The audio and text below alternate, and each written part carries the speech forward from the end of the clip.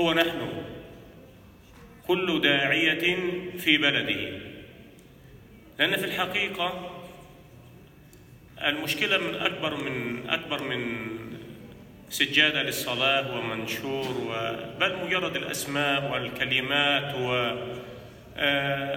وبائع باع فأسا لرجل فقتل هذا الرجل، أخذوا القاتل ومن أين اشتريت الفأس. يعني هناك الأمور إلى حد بعيد في التنكيل والتعذيب بمسلم الأيجور.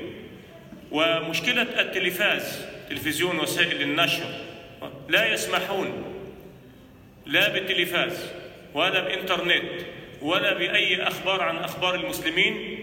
بل أعرف بعض الأساتذة الزملاء يعملون في جامعة هنا في تركيا، لا داعي لذكر الأسماء، يحرمون من التواصل مع أهلهم.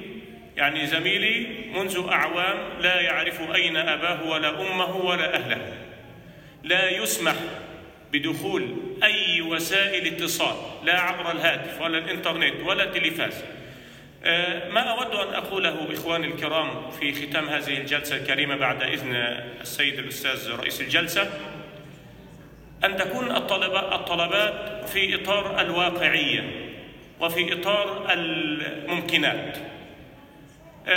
تركيا يحفظها الله، دولة عظيمة كبيرة بشعبها وحكومتها ورئيسها، هذا نحن نؤمن به ونثق به جيدا.